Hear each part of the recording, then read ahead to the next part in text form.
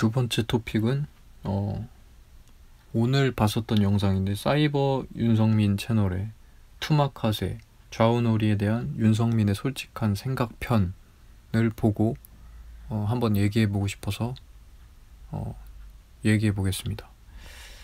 그러니까 야구에 이제 풀리지 않는 그 논제죠. 데이터냐 감이냐 이거. 이것도 재밌죠. 진짜 저 야구 좋아한 지 오래됐기 때문에 이거에 대해서도 늘 생각한 적 많죠.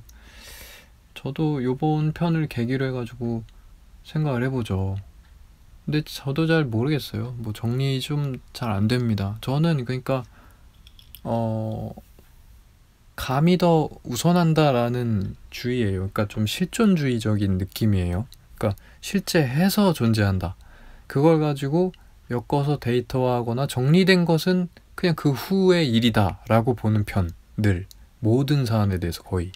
그래서 야구 이것도 마찬가지고 그러니까 사람이 하는 거니까 아무리 데이터가 깔려 있었어도 데이터는 데이터고 그것을 내 행동을 모아서 정리한 데이터라 하더라도 그건 데이터야 라는 느낌? 지금의 나는 어떤 결과를 낼지를 모르는 거니까. 근데 예측 가능한 부분이 있긴 하죠. 그럼에도 나는 다를 수 있다라고 보는 편. 그래가지고 그게 바로 이제 데이터냐 감이냐의 그 핵심 포인트죠. 어쨌든 근데 이제 뭐랄까 좀 납득할 만한 하게 그리고 논리적으로 한번 생각을 정리해봤더니만 뭐 이런 얘기죠. 어쨌든 제가 정리한 거 한번 말씀드려보면은 일단은 그 전에 첫 번째로 자꾸 이데오라든지 요번에 윤성민도 그런 걸 확인했고 자꾸 선수 출신들이 데이터를 좀 무시하는 경향이 있다. 그거를 좀 어떻게 바라봐야 될 것이냐라는 것을 첫 번째로 보자면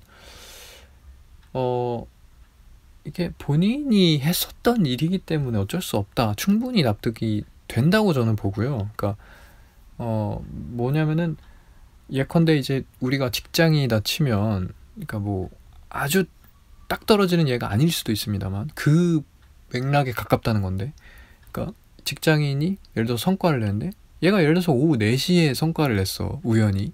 그리고 또 언제는 또 지나가지고 또 오후 한 3시 정도에 이렇게 데이터를 냈어. 그런 게 조금 반복됐다고 뭐 사장이나 혹은 주변인이 너는 오후 3, 4시에 좀 더 열을 올려서 일을 해봐. 왜냐면 그때 성과가 많이 났으니까. 이렇게 얘기해주는 것과 같다고 보거든요. 그러니까 이게 내가 했던 행동을 정리한 결과지만 그러면은 그 결과는 결과인데 지금의 나는 그 결과대로 될 것이냐? 라고 보면 아닌 느낌이잖아요. 그러니까 나는 살아있는 생물이니까. 아니 내가 그때는 그랬는데 지금 오늘은 오전에 이렇게 성과 낼 수도 있고 뭐 1시나 아니면 퇴근 전에 할 수도 있는 건데 뭐 3, 4시다?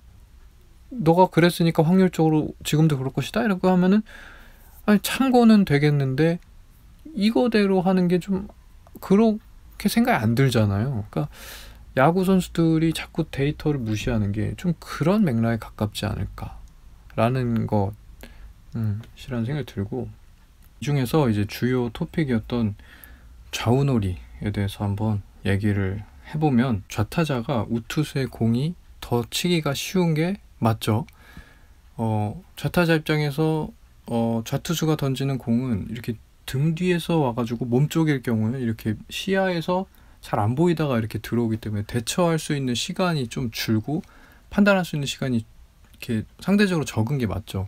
아니면은 이렇게 바깥쪽으로 아예 그냥 슥 슬러 나가는 뭐 슬라이더라든지 아니면 뭐 바깥쪽에서 바깥쪽으로 들어가는 이제 체인지업이라든지 그런 거에 대해서 대처하기가 어려운 게 맞기 때문에 기본적으로 이거 직구 자체도 이렇게 좀 시야적으로 봤을 때 이렇게 등 뒤에서 이쪽으로 들어온 느낌이니까 당연히 치기가 어려운 게 맞고 반대손 투수가 던지는 게 내가 시야에서 슥 보이니까 내 그 스윙의 결이랑도 맞게 잘 맞는다. 그래서 더 쉽다. 라는 거는 맞다. 그렇지만 그러니까 그렇다고 해도 이제 상황의 특수성이나 뭐 투수의 컨디션, 투수의 관리 차원 같은 것들도 다 고려를 해서 배틀을 시키는 게 맞겠죠. 그러므로 이제 그러니까 데이터 활용을 해도 된다.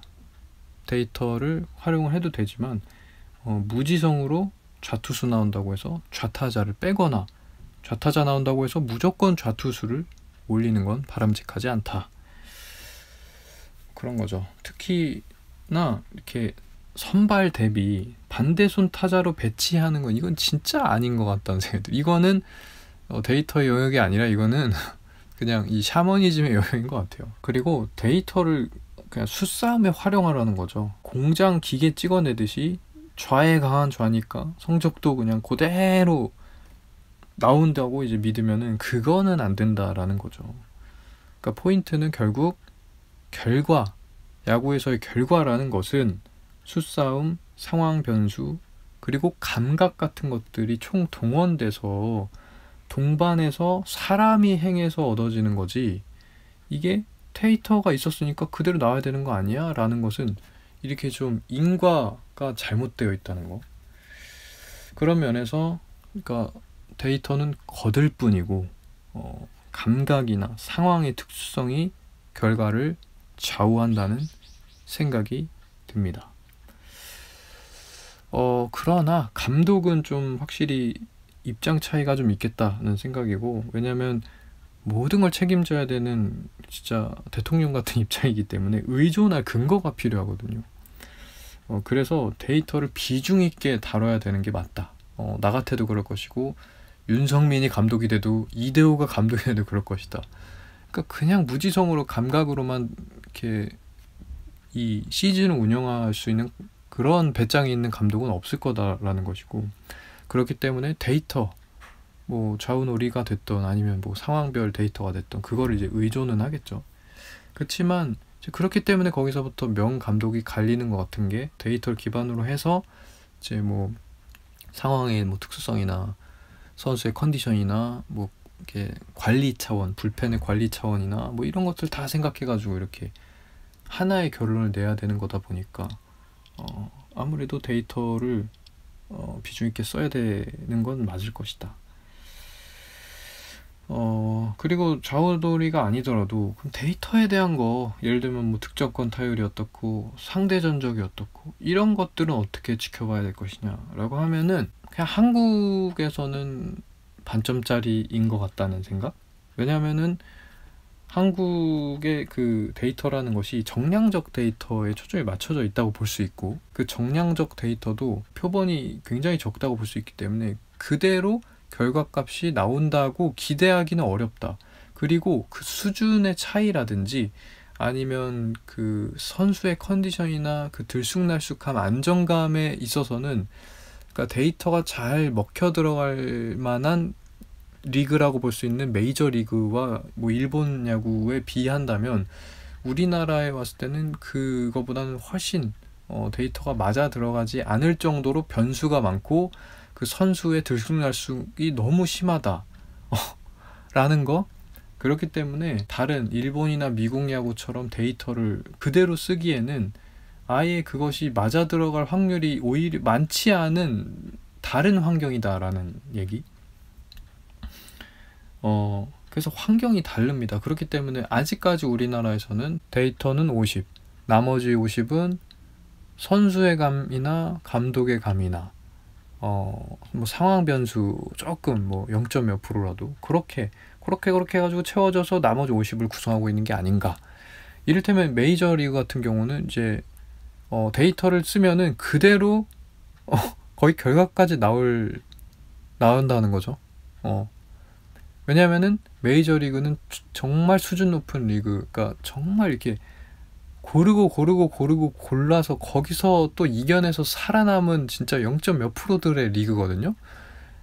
그러니까 걔네들의 들쑥날쑥함이 없고 그냥 그대로 일하는 거예요. 걔네가 일단은 안정감이 있다는 거예요. 그냥 쭉 비슷하게 행동할 확률이 높다는 것이고, 거기에 더해서 이제 분석의 차이가 좀 있는 게, 정량적인 것은 기본 베이스이고 메이저리그의 분석이라는 것이 정성적 데이터가 들어간다는 건데, 예를 들면은 진짜 선수의 뭐 이렇게 뭐 신체 역량이라든지 아니면 스윙의 궤적의 각도라든지 아니면 이 상황에서의 어떤 것, 그 선수를 그냥 정말 낱낱이 그냥 파헤쳐서 그 정성적 데이터까지 넘겨준다고 해요. 그러니까 수비 위치는 어떻고, 공이 날아가는 그 타구 분포도는 어떻고, 막 그 모든 것들을 다 해서 그걸 또 정리해서 준다는 거죠, 선수한테. 그러면은 아까 말한 이 우수한 인재들이기 때문에 쭉 그 기복 없이 좀 플레이가 이루어질 것이라는 것이 일단 하나가 환경적으로 성립이 되고, 두 번째는 지금 이 정량적, 정성적 데이터가 이렇게 같이 어우러진다. 그러니까 수준이 훨씬 높은 더 디테일한 정보를 받는다. 그랬을 때는 이제 선수나 감독이나 코칭 스태프이 이 데이터를 가지고 100%로 그냥 거의 100%에 맞게 결과까지 바랄 수 있는 정도가 되는 것이고, 그랬을 때 데이터냐 감이라고 했을 때는 그냥 닥쳐, 뭔 개소리야, 데이터지 라는 얘기가 되는 건데, 지금 우리나라는 지금 리그 환경이 다르고 이런저런 것이 다르기 때문에 아직까지는 이런 감이니 데이터니 이게 싸움이 가능한 상태다라는 거죠. 그래서 이제 류현진 같은 경우가 이제 메이저에서는 그대로 되더라. 데이터를 주면은 거기다 던지면 그대로 10번 헛스윙이 나오더라. 라는 거였는데, 우리나라에 와가지고 이제 메이저에서 배웠으니까 그걸 그대로 하려고 했더니 안 통하더라. 그래서 데이터는 쳐버렸더라.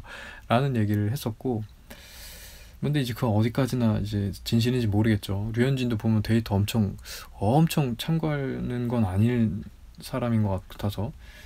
그러고 이제 마지막으로는 이제 그런 얘기 끝에 저는 늘 이정우로 귀결됩니다. 이정우의 실패를 두고 봤을 때 이게 왜 그럴까라는 거 정말 궁금하거든요, 저는. 근데 뭐 어쨌든 데이터 분석의 승리로서 이제 메이저리그는 아까 말한 그런 부분이 통하니까 결국에는 데이터의 승리로서 이정우를 막아낼 수 있었던 것이다, 이렇게 볼 수도 있겠고, 반대로 이제 메이저 분석을 갖고도 이정우는 한국에서는 데이터를 그 정도로 활용하지 못한 리그에서만 생활을 했기 때문에 데이터 가지고 활용을 못한 편이다. 그래서 적응을 못하지 않았을까? 확실히 리그 수준의 차이, 데이터 분석 수준의 차이도 반영이 된 결과가 아니었을까라는 생각도 들긴 합니다.